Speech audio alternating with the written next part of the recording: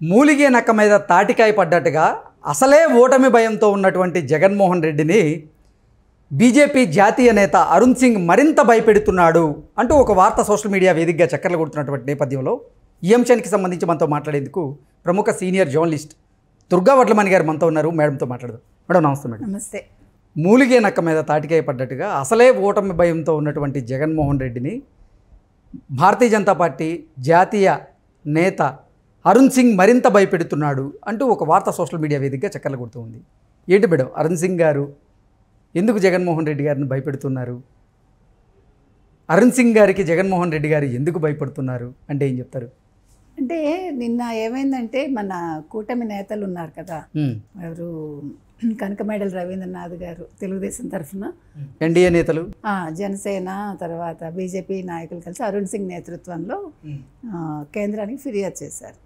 ఈ ఒక 8 ఆఫీసర్లను, ముఖ్యంగా మన డీజీపీ, ఆంధ్రప్రదేశ్ డీజీపీ ఎవరైతే ఉన్నారో ఆయన, తర్వాత మన జవహర్ రెడ్డి సిఎస్ గారు, ఇంకా ఒక 5-6 కలిపి అందరినీ మీరు ట్రాన్స్ఫర్ చేయండి అని చెప్పారు. ఎందుకు చెప్పారంటే ఆంధ్రప్రదేశ్ నుంచి ఆ 8 మంది అధికారులను తొలగించండి అంటూ కూడా తొలగించండి అని వినతి పత్రం ఇచ్చారు. ఎందుకు ఇచ్చారంటే ఈ 8 ఒకే సామాజిక వర్గానికి చెందిన వాళ్ళు, అంటే రెడ్డి కులానికి చెందిన వాళ్ళు. ఓకే, వీళ్ళందరూ ఎలా వచ్చారు?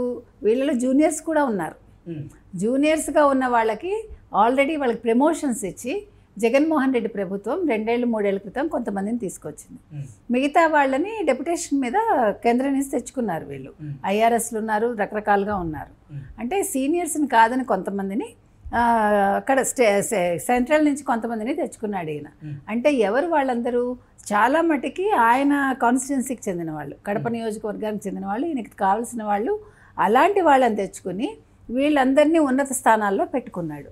అంటే తన మాట వింటారు, తనకు అనుకూలంగా పనిచేస్తారు అన్న ఒక చక్కటి ఉద్దేశంతో వాళ్ళని తెచ్చుకున్నాడు ఆయన. వాళ్ళు అలాగే ఆ కృతజ్ఞత వాళ్ళు చూపిస్తూనే వస్తున్నారు. అప్పటి నుంచి ఇప్పటివరకు 5 ఏళ్ళు చూపించారు. కానీ ఇప్పుడు చూపిస్తే మరి జనాలకు ఇబ్బంది కదా. ఇప్పుడు అదే కృతజ్ఞత భావంతో వాళ్ళు ఉండి రేపొద్దున ఎన్నికల్లో దొంగ ఓట్లు వేయించారనుకోండి, నష్టం ప్రజలకు. ముందు ప్రతిపక్షాలకు ఎంత నష్టమో అంతకు మించి నష్టం ప్రజలకి. ప్రజలు ఇప్పటికే విసిగిపోయి ఉన్నారు జగన్మోహన్ రెడ్డితోటి. వాళ్ళకి ఏం చేయాలో తెలియని స్థితిలో మేము ఓటు వేసి తప్పు చేశాము. నిన్న మనం అతను ఎవరు, ఆ సతీష్ కుమార్ విషయంలో, దుర్గారావు విషయంలో మనం చూస్తున్నాం. ఇవాళ ఆ తల్లిదండ్రులు మేము పెట్రోల్ పోసి తగలబెట్టుకుంటాము, మా పిల్లల్ని మాకు అప్పచెప్పకపోతే, మా మీద దాడి చేస్తే ఊరుకోము అనే స్టేజ్కి వచ్చి ఆ వడ్డెర సంఘం వాళ్ళు ఏమంటున్నారంటే మేము పొరపాటు చేశాము, జగన్మోహన్ రెడ్డిని నమ్మి ఓటు వేసి అంటున్నారు. ఇది ఒక్క వర్గంతో ఆగిపోలేదు. ఇది ఆంధ్రప్రదేశ్లోని ప్రతి ఒక్కళ్ళ భావన ఇదేగా తయారైంది. అందుకని ఇప్పుడు ఇది నిజంగానే మూలిగే నక్క మీద తాటికాయ పడ్డట్టే. ఎందుకంటే ఒక పక్క ఈ నిన్న గులకరాయి సంఘటన, ఆ తర్వాత చూసుకుంటే మనకి 1 by 1 ఆయన చుట్టుకుంటున్నాయి మనం చూసుకుంటే. సో ఇది ఖచ్చితంగా జగన్మోహన్ రెడ్డికి ఇబ్బందికరమైన విషయాలే ఇవన్నీ.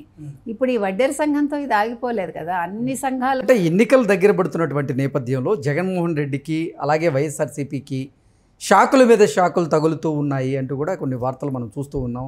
ఆ విధంగానే వాటిని నిజం చేసేలాగానే కొన్ని సంఘటనలు కూడా, కొన్ని పరిస్థితులు కూడా జగన్మోహన్ రెడ్డికి ప్రతికూలంగా ఎదురయ్యాయి. ఆ ప్రతికూలత కోసమే ఆయన ఆ షాకుల మీద షాకులు తట్టుకోలేకే ఏం చేయాలో తెలియక మన గులకరాయితో కొట్టించుకున్నాడు. అదే రీజన్. అర్థమైందా మీకు? ఇప్పుడు రేపొద్దున్న నిన్న ఆయన చెప్పాడు, దేవుడు నన్ను ఆశీర్వదించాడు, అందుకనే నాకు కంటికి తగలలేదు, కణతకి తగలలేదు, పైన తగిలింది, నాకు దేవుడు చాలా పెద్ద స్క్రిప్ట్ రాశాడు అన్నాడు. ఇప్పుడు ఆ పెద్ద స్క్రిప్ట్ ఏంటో మనందరం బొర్రలు బద్దలు కొట్టుకోవాలి. ఎందుకంటే ఇంకా ఇవాళ నామినేషన్ల పర్వం మొదలైంది కదా. ఆ పెద్ద స్క్రిప్ట్ ఏమై ఉండొచ్చు అనేదే మనం ఆలోచించాలి. ఇంకా ఏం చేస్తాడో, ఏమి చెడు జరుగుతుందో ఆంధ్రప్రదేశ్లో, ఎవరైనా పోతారా, ఉంటారా, ఏ రకంగానైనా మనం తీసుకోవచ్చు. ఈయన నెగ్గటం కోసం ఏ రకంగా చేస్తాడు, ఇవన్నీ కూడా మనం ఆలోచించాలి. ఆ పెద్ద స్క్రిప్ట్ ఏంటో ఇప్పుడు మనం ఆలోచించాలి. ఇప్పుడు ఇంకొకటి ఏమైందంటే ఆయనకి ఎటు చూసినా మీరు చెప్పిన నెగిటివ్. సొంత తల్లి ఊరు వెళ్ళిపోయింది, అంటే అమెరికా వెళ్ళిపోయింది, చెల్లెళ్ళు వ్యతిరేకం అయిపోయారు, భారతి ఇంటి పోరు ఉంటుంది కదా ఎంతైనా. ఇప్పుడు అది మనకి తెలియదు ఏం జరుగుతుందో ఇంట్లో. అవినాష్ రెడ్డిది ఒకటి ఉంది తలనొప్పి ఆయనకి. ఇక్కడ సిబిఐ ఓ పక్క ఎంక్వైరీలు ఉన్నాయి, ఈయన మీద కేసులు ఉన్నాయి. ఈయన ఇప్పుడు ఓడిపోతే కనుక అయితే అన్నీ ఆయనకి చుట్టుకుంటాయి. ఓ పక్క షాడో ముఖ్యమంత్రులు, తర్వాత ఆయనకు అనుకూలమైన వాళ్ళందరూ కూడా తప్పుల మీద తప్పులు చేస్తున్నారు. అది తెలిసి చేసినా తెలియక చేసినా అదే ఆయనకే కదా నష్టం. ఇప్పుడు ఎవరు తప్పు చేసినా అది ముఖ్యమంత్రి అన్నవాడికి వస్తుంది, కానీ మిగతా వాళ్ళకి రాదుగా. ఆయనే కదా దానికి బాధ్యుడవుతాడు. సో ఇన్ని సమస్యల మధ్యలో ఇప్పుడు ఎన్నికల సర్వేలన్నీ ఆయనకి అననుకూలంగా ఉన్నాయి. అన్నీ అనుకూలంగా కూటమికే చూపిస్తున్నాయి మొత్తం మీరు సర్వేలు తీసుకుంటే. ఇందులో వాళ్ళు ఇంకా ఏం తప్పిదాలు చేస్తున్నారంటే, ఈ ముఖ్యమంత్రి అండుకో అంటే జగన్మోహన్ రెడ్డి అండుకో ఫేక్ సర్వేలన్నీ చేయిస్తున్నారు. ఆల్రెడీ సిబిఐ పేరిట, సెంట్రల్ బ్యూరో పేరిట ఒక సర్వే అని పెట్టి వాళ్ళ లెటర్ హెడ్ వాడి వీళ్ళే నెగ్గుతున్నట్టుగా వాళ్ళు చూపించుకున్నారు. దానికి వాళ్ళు ఇంటెలిజెన్స్ బ్యూరో ఆల్రెడీ వీళ్ళకి నోటీస్ ఇచ్చింది, ఇలాంటి పిచ్చి పనులు చేయకండి అని. కానీ నోటీస్ ఇవ్వటం ఏంటో మనకు అర్థం కాలేదు. తిట్టి వదిలేయటం ఏంటి? అది ఎంత పెద్ద క్రైమ్ అది. వాళ్ళు అసలు చర్యలు తీసుకోలే. అది కాకుండా ఇవాళ ఇంకొక సర్వే ఒకటి వచ్చింది, మీకు తెలుసో లేదో. అదేంటి తెలుసా? ఫస్ట్ స్టెప్ సొల్యూషన్స్ అని ఆ పేరిట ఒక సర్వే. అందులో వీళ్ళకి 145 వీళ్ళకి, తర్వాత 22 లోక్సభ అని. ఇంతకీ ఆ ఫస్ట్ స్టెప్ సొల్యూషన్స్ ఏంటో తెలుసా మీకు? మీరు నవ్వుతారు వింటే. పశువులకి పొదుగుకి వచ్చే ఒక ఇన్ఫెక్షన్కి వాళ్ళు దీన్ని ఏమంటారు, వ్యాక్సిన్ తయారు చేస్తారు. అంటే వీళ్ళకి ఎంత బుర్రలు లేవో, వీళ్ళు పశువుల కంటే హీనంగా ఆలోచిస్తున్నారంటానికి తార్కాణం. ఇంత అయోమయంగా ఉందన్నమాట ఇప్పుడు జగన్మోహన్ రెడ్డి ప్రభుత్వం. మీకు అది చెప్పొస్తున్నాను నేను. ఓకే, ఇప్పుడు ఎన్డీఏ నేతలు ఆ 8 మంది అధికారుల మీద ఆంధ్రప్రదేశ్లో చర్యలు తీసుకోవాలి అంటూ కూడా కేంద్ర ఎన్నికల సంఘానికి వారు వినతిపత్రం ఇచ్చిన నేపథ్యంలో ఆ 8 మంది అధికారుల మీద కేంద్ర ఎన్నికల సంఘం చర్యలు తీసుకునే అవకాశం కనపడుతోందా? వారి మీద వెయిట్ వేసే అవకాశం ఉందా అంటే ఏం చెప్తారు? అసలు ఇప్పటికే లేట్ అండి. మనం 1 మంత్గా ఇవే చెప్పుకుంటున్నాం. మనం సిఎస్ని మార్చి డీజీపీని మారిస్తేనే ముందు సగం రాష్ట్రం ఒక సిఎస్ గారు డీజీపీ గారితో పాటుగా ఇంటెలిజెన్స్ చీఫ్ మీద, అలాగే బెవరేజెస్ కార్పొరేషన్ చైర్మన్ మీద ఇలా రకరకాల పేర్లు చెప్పి వాళ్ళందరి మీద కూడా వెయిట్ వేయాలి అంటూ కూడా అదే చెప్తున్నానమ్మా. ఆల్రెడీ ఇది జరుగుతూనే ఉంది. మనం సిఎస్ డీజీపీ ఇంకా ఇవాళ రేపు అనుకున్నాము, ఇవాళ అప్పుడే మనకి 18వ తారీఖు వచ్చేసింది.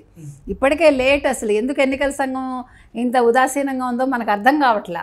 తీసుకోవాలి వెంటనే చర్యలు. తీసుకోకపోతే రేపొద్దున ఎన్నికలు సజావుగా జరగవు. రేపొద్దున ఎన్నికలు సజావుగా జరగాలంటే వీళ్ళు ట్రాన్స్ఫర్స్ అవ్వాలి, తర్వాత కేంద్ర బెటాలియన్స్ దిగాలి. ఎన్నికల్లో మనకి ఎటువంటి అరాచకాలు జరగకుండా ఉండాలంటే ఇవన్నీ కూడా ఈసారి కేంద్ర ప్రభుత్వం నెత్తి మీద చాలా పెద్ద బాధ్యతలు ఉన్నాయి ఓకే ఆంధ్రప్రదేశ్కి సంబంధించి. Okay madam, thank you so much.